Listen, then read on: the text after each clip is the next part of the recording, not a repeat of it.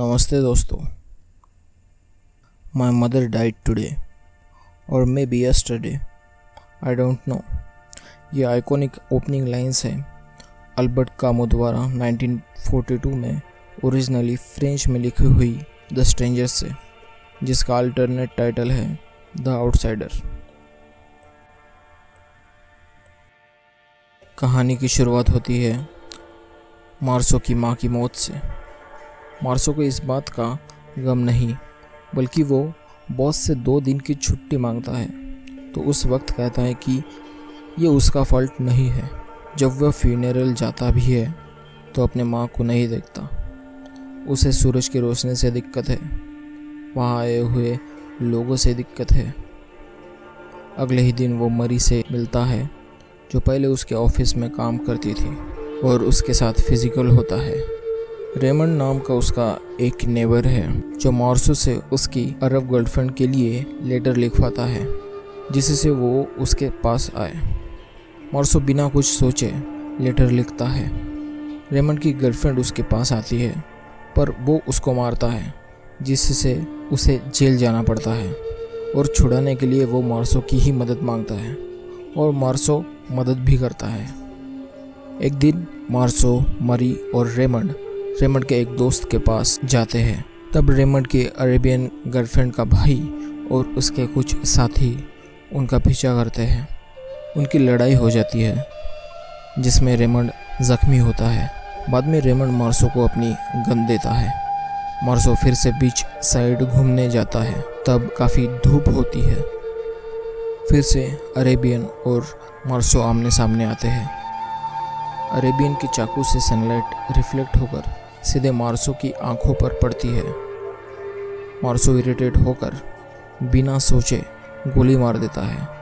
उसके बाद मार्सो उस लाइफलेस बॉडी को फिर से 4 बार गोली मारता है।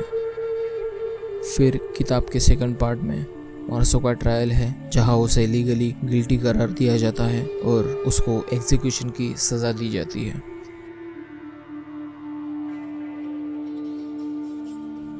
Main character Meursault is like a blank slate. वो कोई इमोशंस फील ही नहीं करता। ना उसे माँ की मौत का गम है, ना उसे अपनी गर्लफ्रेंड से प्यार है।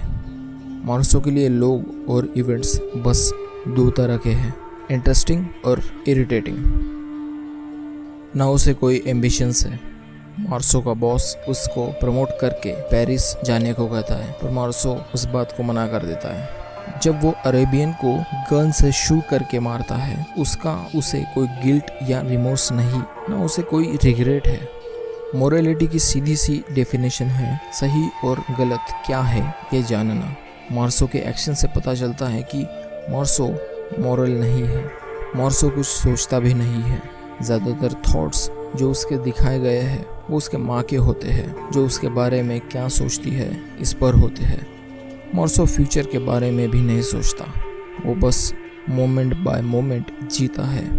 जब वो लेटर लिखता है उसके कॉन्सिक्वेंसेस के बारे में नहीं सोचता।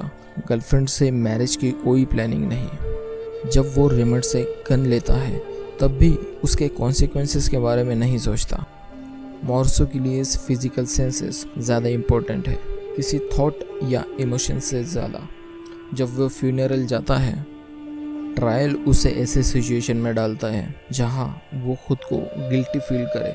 इंसान होने का एक मतलब यह भी है कि उस इंसान को उसके एक्शंस के कॉन्सिक्वेंसेस का एहसास हो और अगर एक्शंस गलत है तो उन एक्शंस के प्रति उसे गिल्ट फील हो।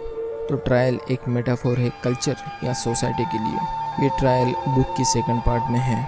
बुक की फर्स्ट पार्ट में मार्सो बस अपने सेंसेस को फील करते हुए जीता है without any kind of reflection ये एक इंसान को इंसान बनाने के लिए काफ़ी ज़रूरी है। ये ट्रायल मार्सो को रिफ्लेक्ट करने के लिए है, rather forcefully by punishing him.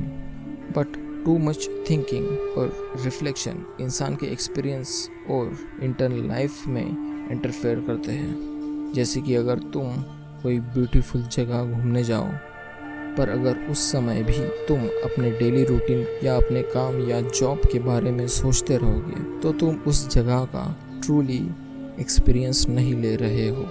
इसके अपोजिट लाइफ की बायोलॉजिकल नीड्स भी थिंकिंग और रिफ्लेक्शन में इंटरफेयर करते हैं। एग्जाम्पल, कोई इम्पोर्टेंट काम के बीच में प्यास या भूख का लगना, तो इंसान के जीवन में ये लिव्ड एक्सपीरियंसेस और थिंकिंग एंड रिफ्लेक्शन में टग ऑफ वॉर चलते रहता है।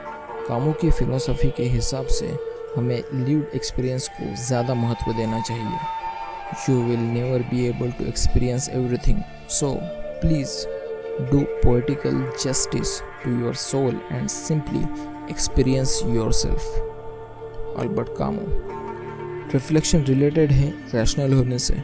एक रैशनल इंसान अपने चॉइसेस और एक्शंस के कॉन्सिक्वेंसेस को जानता है और उस तरह अपने चॉइसेस और एक्शंस को कंट्रोल में रखता है। एक रैशनल इंसान कल्चर के द्वारा दिए हुए स्टैंडर्ड्स को फॉलो करता है। ज़रूरी नहीं कि कल्चर द्वारा दी गई सभी बातें सही हो, बट कल्चर द्वारा या सोसाइटी द्वारा दी हुई सभी बातें गलत हो ये भी ज़रूरी नहीं। रैशनल इंसान क्रिटिकल थिंकिंग से, लॉजिक से सही और गलत का डिसीजन लेता है। इमोशंस को सिंपलिस्टिक मैनर में रैशनैलिटी के अपोजिट माना जाता है, बट ठीक से एग्जामिन करके देखा जाए तो इमोशंस और रैशनैलिटी ये दोनों काफ़ी इंटरट्वाइंड हैं।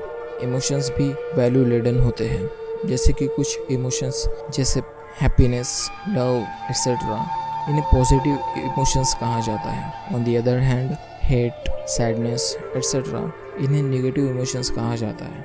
तो इमोशंस में भी रैशनैलिटी होती है। वैसे ही रैशनैलिटी भी कई बार इमोशन से ड्रिवन होती है। ये ट्रायल जैसे जैसे आगे बढ़ता है, तब ये ट्रायल बस एक मर्डर का ट्रायल ना रहकर मार्सो किस तरह का इंसान है इस बात पर होता है। द स्ट्रेंजर ये किताब 2 पार्ट्स में है। इन दोनों पार्ट्स में कॉन्ट्रास्ट है। लिव्ड एक्सपीरियंसेस और रैशनैलिटी का कॉन्ट्रास्ट देकर कामू ने अपनी फिलॉसफी बताई है, जहाँ lived experiences are more important than rationality. ये सटल तरीके से बताया गया है। द स्ट्रेंजर में कामू ने फर्स्ट पार्ट में मार्सो को फिजिकल सेंशुअल प्लेजर से ड्रिवन दिखाया, जो मोमेंट टू मोमेंट जीता है, जिसे बस प्रेजेंट मोमेंट के एक्सपीरियंसेस से मतलब है, without any kind of reflection. In a way Meursault doesn't have a self. और सेकंड पार्ट में ट्रायल के जरिए मार्सो को रैशनल बनाने की कोशिश दिखाई गई है, क्योंकि इन a way selfhood socially derived भी होता है। कल्चर के या सोसाइटी के सेड या अनसेड स्टैंडर्ड से भी हम अपना सेल्फ क्रिएट या डिराइव करते हैं। किताब की एंड में मार्सो से मिलने एक बार फिर से चैपलिन आता है, जो उसे क्राइस्ट में बिलीव करने, उसके सीन्स को कन्फेस करने को कहता है। मार्सो इस पे पहली बार ट्रू इमोशंस दिखाता है और गुस्से से रिएक्ट करता है। अगर आफ्टर लाइफ है भी तो उसे यही एग्जैक्ट लाइफ चाहिए। It doesn't matter how you lived, what matters is life itself. Chaplin के जाने के बाद मार्सो पीसफुली सोता है और हैप्पीली अगले दिन अपने एग्जीक्यूशन के लिए उठता है। मार्सो विश करता है कि उसके एग्जीक्यूशन के दिन देखने वालों की बड़ी भीड़ हो, जो उसे क्राइज ऑफ हेट्रेड से ग्रीट करे। मार्सो विदाउट मीनिंग जीता है, मार्सो विदाउट मीनिंग मरता है, पर व्हाट मैटर्स कि वो हैप्पीली जीता है और हैप्पीली मरता है। यह हैप्पी रहने की फिलोसफी कामू के बाकी वर्क्स में भी मिलती है, like in the myth of Sisyphus, जो अगला टॉपिक होगा। धन्यवाद।